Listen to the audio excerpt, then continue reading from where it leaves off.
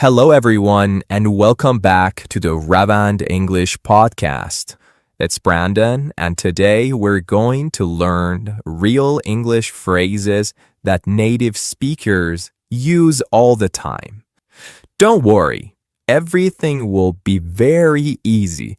I'll explain each phrase clearly, give simple examples, and then we'll gently move to the next one without stopping the flow. So, take a slow breath, relax your shoulders, and let's begin. Sometimes students tell me, Brandon, I can't wrap my head around this. And wrap your head around something just means understand something difficult. For example, I need time to wrap my head around this new app. I repeat, I need time to wrap my head around this new app. It means I need time to understand this new app. And when something is confusing, we often ask, is the problem on my end or your end? On my end and on your end means on my side and on your side. You see? So when we say, is the problem on my end or your end, we simply mean, is the problem on your side or it's on my side? You see how we use it? Then when everything is clear, I might say, let me run this by you. Run something by you means let me tell you something so you can check it. For example, can I run this idea by you quickly? This means, can I check this idea by you? Can I run this idea by you? And if you like the idea, you can say you are up for it. Up for it.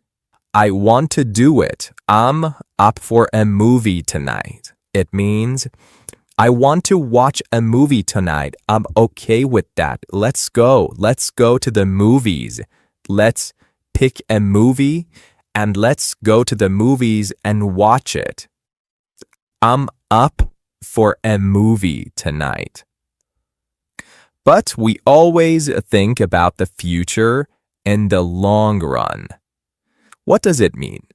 It means later. For example, daily practice is better in the long run. You see? And even when we are tired, we push through. It means keep going. For example, I'm sleepy, but I'll push through. It means I keep going. I'm not giving up.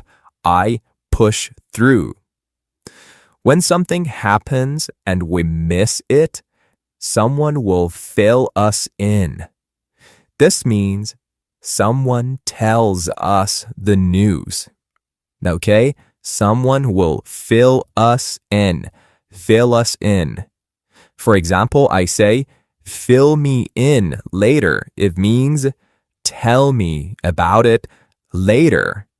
Maybe the next morning we talk again and touch base. This one is very important.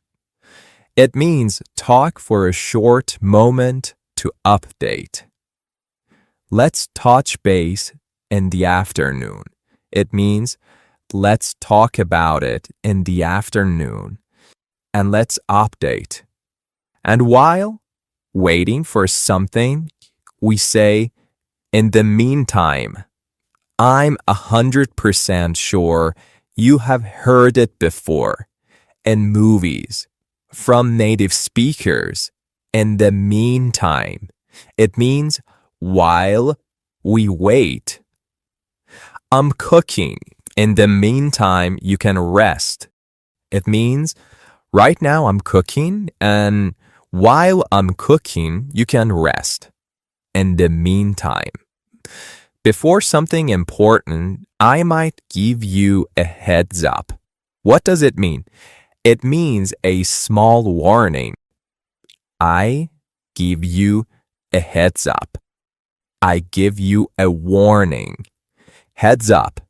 He is coming early. It means I'm giving you a warning. He's coming early today. And when we meet someone, we try not to come across as angry or rude. Come across as angry means to seem like angry. I don't want to come across as unfriendly. It means I don't want to seem like unfriendly. So, come across as. Sometimes the best thing is to go with the flow, meaning relax. Don't worry. You see how easy and how beautiful it is? Go with the flow. Relax. And then something feels perfect. We say, it hits this spot. It hits this spot. It means this was exactly what we needed. For example, I say, this tea hits this spot. It means it was good. I needed that. It was amazing. It felt perfect. And sometimes we say, take it from me, meaning believe me. Take it from me. You're improving. It means believe me, you are improving. And if something goes wrong, we can say, no hard feelings. It means I'm not angry. No hard feelings.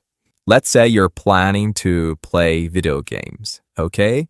And all of a sudden, the electricity goes out, and you say, no hard feelings. It means, I'm not angry. That's okay, no hard feelings. Sometimes we do not finish something and we say, I'll get to it. It means, I will do it later. I'll get to it.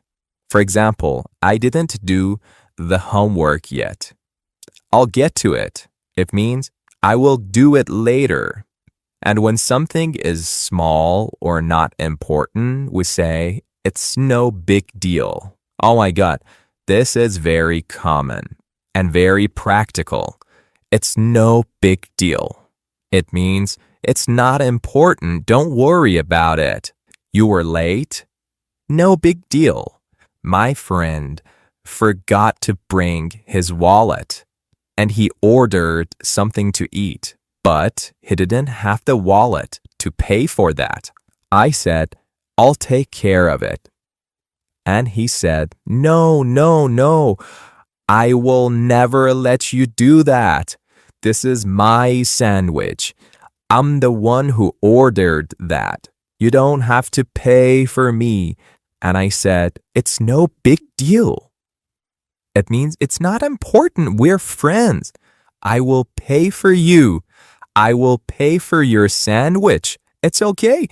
It's no big deal. But sometimes things take a long time. So we say, bear with me.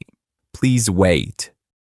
You started learning English recently and you cannot explain what you're looking for. What you're exactly looking for. You can say, bear with me. I just started learning the language. It means, wait, please wait. Give me some time. And when something surprises us, we say, no way. This means, really? For example, you met him yesterday? No way.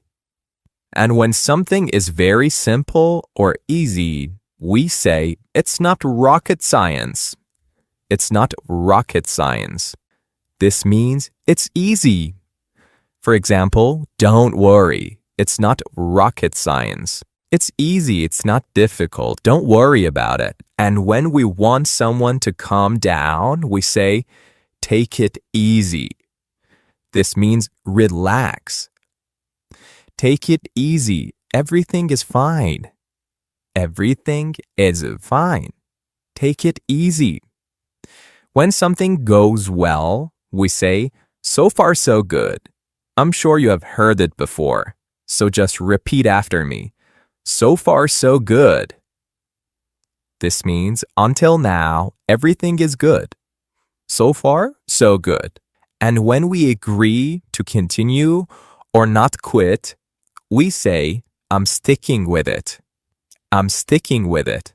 This means I will continue. English is hard, but I'm sticking with it.